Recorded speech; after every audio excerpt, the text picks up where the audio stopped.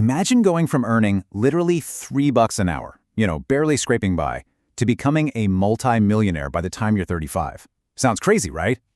Well, in this explainer, we're unpacking Mark Tilbury's exact, totally unglamorous, but highly pragmatic roadmap to wealth. This isn't just some abstract theory. It's the actual strategy he used to completely change his life, a life that now lets him race cars, win championships, and just live with absolute financial freedom. We're going to visually map out his wealth staircase. These are the specific, sequential steps he took to build his fortune right from the ground up. Okay, let's dive into this. Ask yourself honestly, do you have a lottery mentality? Look, it is so easy to get distracted by the next shiny object, right? We're constantly hearing about Bitcoin, penny stocks, short selling, all these highly volatile trends that promise overnight success. But here's the thing. Constantly changing your strategy to chase these get-rich-quick schemes, it usually just leaves you with less money and eventually a huge mistake. Genuine financial stability is the exact opposite of that distracting allure. Mark actually puts it perfectly. Most people are just waiting for the magic fairy to come down and hand them $1 million. But think about it. Winning a giant chunk of cash doesn't magically make your problems disappear. Without the correct mindset and the right investing strategies, that money just vanishes. And boom, you're right back to square one. Real wealth? It requires a solid, consistent plan. Sure, it's unglamorous, but long-term wealth building is the stuff that actually works. To get there, we'll be climbing the 5 distinct steps of the wealth staircase. Building your financial foundation, low-risk index funds, real estate investing styles, navigating individual stocks, and finally, private business investments. And listen, this is absolutely crucial. You cannot move to those investment steps without building your foundation first. So let's start at the bottom. Step 1. Building your financial foundation. And this brilliantly illustrates why jumping straight into stocks or real estate without this base is basically a recipe for disaster. You need capital, and you need protection so you never have to panic sell. Mark realized early on in his 20s that earning $3 an hour was never, ever going to give him enough capital to invest. You can't just save your way to wealth if your income is too low, You have to find ways to increase it, whether that's by learning valuable skills, starting a side hustle, or building a scalable business. But watch out, because here's the trap most people fall into. Let's say you manage to increase your income from $40,000 a year up to $100,000. That's an extra 60 grand. Awesome, right? Well, if your lifestyle creeps up to match your shiny new income, you gain absolutely nothing. You have to balance making more with spending the exact same. Think of Ed Sheeran. Guy makes a massive amount of money, but he stays grounded and just enjoys the little pleasures in life. That $60,000 difference shouldn't go to a flashy car. It needs to go straight into your investments. The final pieces of that solid foundation are paying off high-interest debt and creating what we call a freedom fund. High-interest debt, stuff like credit cards or payday loans, literally pulls you down and absolutely destroys your credit score. Clearing that bad debt first is what allows you to safely build this freedom fund. Think of it as a 3 to 5 month safety net of living expenses. It puts the power back in your hands, giving you immense emotional relief and shielding you against recessions, job loss, or even worldwide epidemics. Only when this foundation is rock solid are you actually ready to invest. Moving right along to step 2, low-risk index funds.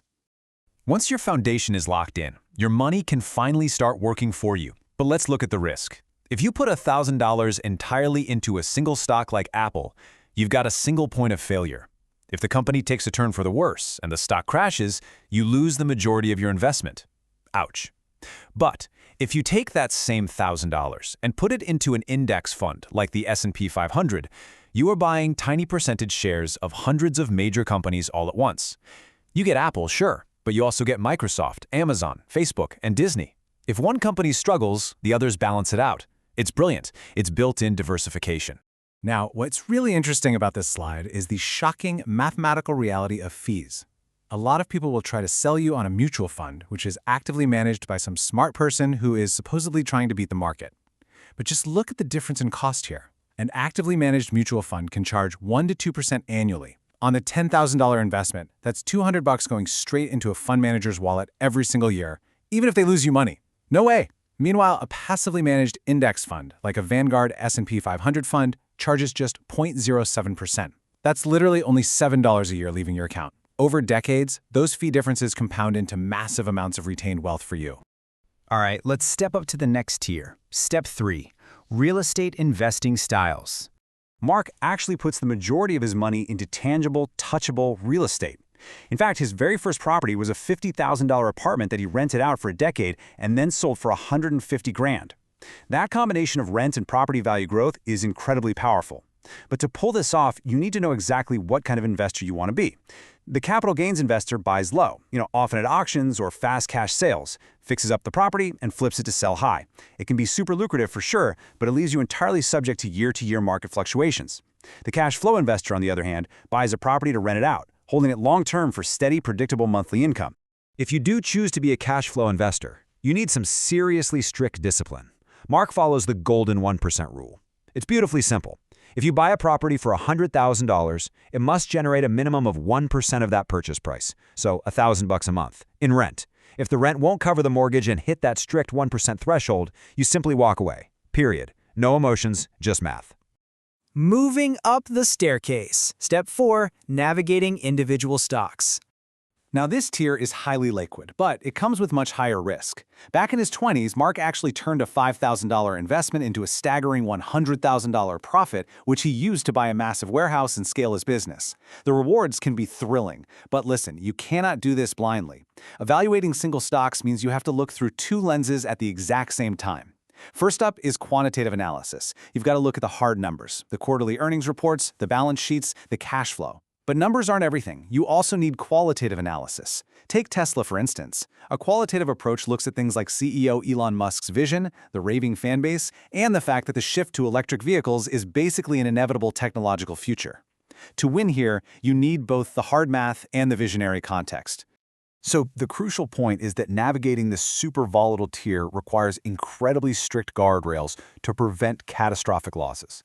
First rule, never, ever invest just because a friend told you to. If you don't completely understand the business from the inside out, simply do not invest in it.